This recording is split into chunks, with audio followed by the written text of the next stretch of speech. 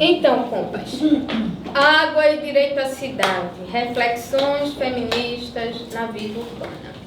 O que é que nos mobiliza a pensar sobre isso, né? Aí eu quero trazer 3 apontamentos, né? Porque esse é um tema que se a gente não organizar as ideias, a gente voa, né? Companheiras da companheira. São muitas camadas. São muitas camadas. Não voa nada, né? Então eu acho que antes de começar aqui, eu queria trazer para vocês extratos do diário de Carolina Maria de Jesus. Ai, meu. Quarto de discurso. Quem não leu, mas quem já leu, talvez lembre que Carolina, nesse diário de uma favelada, escrito em 1950, ela traz alguns momentos dos pensamentos dela de escrita. Ela sempre, ou quase sempre, ela acorda numa determinada hora, sempre cedo, e ela vai pegar água. Porque naquele tempo, para quem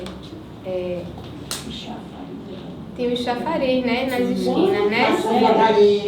Então, eu posso compartilhar o que ela traz pra gente esquentar e dialogar sobre essa introdução. Foi muito difícil escolher e também foi uma memória, porque nos anos 70 eu morava lá no Vasco da Gama e minha mãe pegava água no chafariz e a gente ia com ela atrás e ela puxando, ela não soltava a mão de ninguém, ela ia com a lata, porque meu pai saía muito cedo para trabalhar e antes de trabalhar ele enchia uns tambores de água, mas não dava. E aí, em algum momento, ela tinha que sair com os 3 filhos para pegar. Até aquele momento, a gente não tinha água encanada nessa cidade, no anos 70. Depois, teve um projeto pelo Miguel Arraes de universalizar, mas não universalizou tanto assim. Então, lendo Carolina Maria de Jesus, quando esse diário dela é entre 55 e 59, aí ela diz assim, 24 de julho de 1955. Levantei 5 horas para ir buscar água. Hoje é domingo, as favelas recolhem água mais tarde. Mas eu já me habituei a me levantar cedo. Comprei pão e sabão. Pus feijão no fogo e fui lavar roupas. No rio chegou Adair Matias, lamentando que sua mãe tinha saído. E ela tinha que fazer almoço e lavar roupas. Disse que sua mãe era forte, mas que agora lhe puseram um feitiço. Que o curador disse que era feitiçaria. Mas o feitiço que invade a família de Matias é o álcool. Essa é a minha opinião. Porque a Carolina, ela também falava da vida alheia. Ela escrevia sobre tudo. E ela dizia que os vizinhos não gostavam muito dos escritos dela. Aí... Era mesmo. E eu acho bem interessante porque ela falava dela, mas falava do mundo ao em volta, né? No 12 de junho, ela já escreve outra coisa sobre isso. Eu deixei o leito às 3 da manhã, porque quando a gente perde o sono, começa a pensar nas misérias que nos rodeiam. Deixei o leito para escrever. Enquanto escrevo, vou pensando que resido num castelo cor de ouro, que reluz na luz do sol, que as janelas são de prata e as luzes de brilhante, que a minha vista circula no jardim e eu contemplo as flores de todas as qualidades. É preciso criar um ambiente de fantasia para esquecer que estou na favela. Fiz o café e fui carregar água. Olhei o céu, a estrela d'alva já estava no céu. Como é horrível pisar na lama. Aí mais lá na frente ela diz assim, 28 de maio, eu acho que 58. E ela diz assim, pensando nessa vivência dela na favela. A vida é igual a um livro. Só depois de ter lido é que sabemos o que se encerra. E nós, quando estamos no fim da vida, é que sabemos como a nossa vida decorreu. A minha, até aqui, tem sido preta. Preta é a minha pele. Preta é o lugar onde eu moro. E aí eu queria trazer esse elemento racial, que é o que permeia a vivência da maioria da população brasileira nas favelas, né? E eu acho que Carolina é um livro de mais de 50 anos, né? Que teve nos anos 60 uma grande visibilidade, mas ela não teve o reconhecimento que outras autoras e autores tiveram nessa sociedade, né? Então eu acho que essa é uma questão da água, de quem acorda cedo ainda, se naquela época aí ainda acordando cedo, é uma questão que atravessa gerações. Aquilo que eu coloquei aqui da minha geração, mas antes da minha mãe, outras mulheres também pelejaram na busca de água e ainda pelejam, né? Então o acesso à água na nossa região, seja Pernambuco, seja na região Nordeste, é sempre uma questão recorrente de escassez. Ou é escassez, ou é falta de qualidade da água. Na pandemia a gente vivenciou uma coisa que ela chegava barrenta, ou ela é racionada. E isso chama-se que a gente vive uma crise hídrica, né? Histórica, né? E que isso afeta também outras regiões, não afeta só a região Nordeste. Há uns 3 anos atrás, não sei se vocês lembram, mas o Rio de Janeiro vivenciou uma crise hídrica. As pessoas tiveram que comprar água mineral, porque a água que saía na torneira da Companhia do Rio de Janeiro e na Sabesp de São Paulo, ela chegava preta. Isso foi denunciado, né? Agora, isso afeta mais umas regiões do que outras, nessa desigualdade, né? E a região amazônica, pasme, é a maior região de água doce, né? A região amazônica.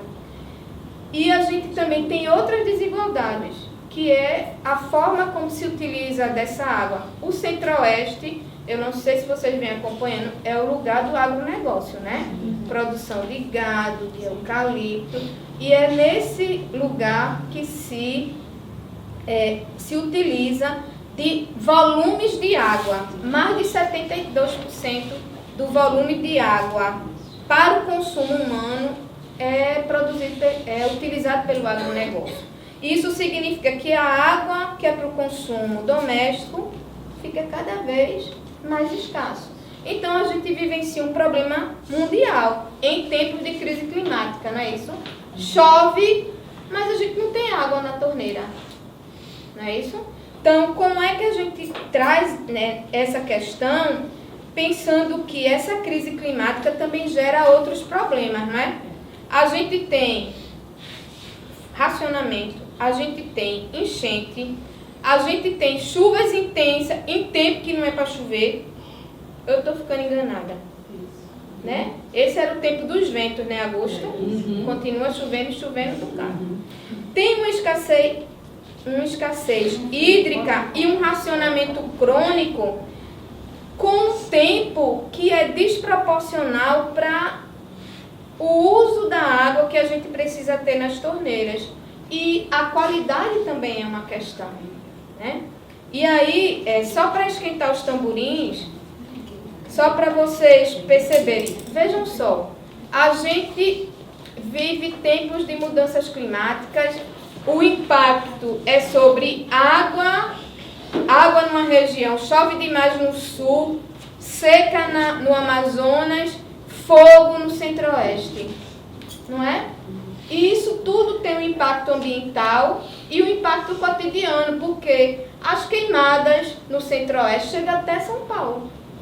Afeta todo o bioma, né? E aí o que é que esses dados, eles também revelam desigualdades de classe, de raça e de gênero. Só para vocês terem uma ideia, 92 mil mulheres vivem sem água encanada nas capitais brasileiras. É muita mulher. 4.530.000 mulheres vivem em domicílio sem rede de esgoto. Isso não são dados muito recentes, não. Isso é dado de 2019, 2020. Eu não sei se o 2022, que é o último censo, se a gente pode extrair esses elementos. Mas eu estou trazendo isso para pensar que no século XXI a gente tem dados muito gritantes, né? A região Nordeste e a região Norte são as regiões que têm a pior cobertura de água e saneamento. Eu não vou dizer percentual, mas registro a informação. Porque é nesse lugar também que a gente vivencia bolsões de pobreza.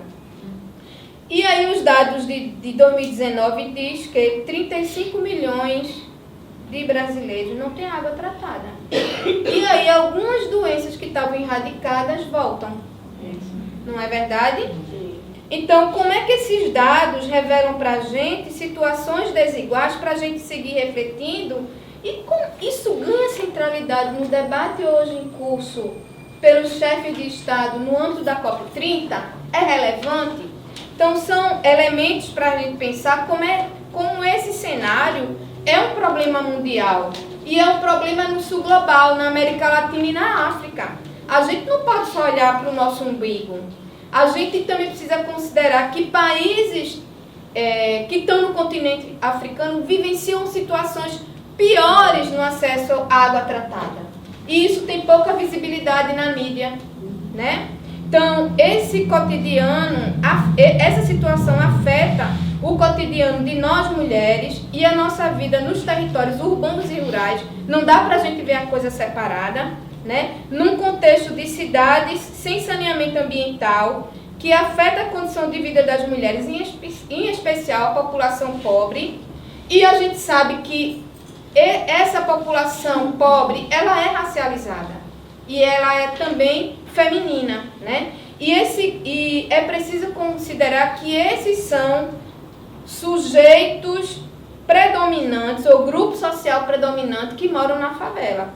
O censo das periferias de 2022 diz que 73% da população de pretos e pardos moram nas favelas ou comunidades urbanas, o que significa 16 milhões, que é a população que mora nas periferias do Brasil, né? Sabe quantas comunidades denominadas favelas existem no Brasil? 12 mil. Muita coisa, né? E o que significa isso? Vou concluir. Significa que a gente tem condições inadequadas de habitabilidade. O que significa isso?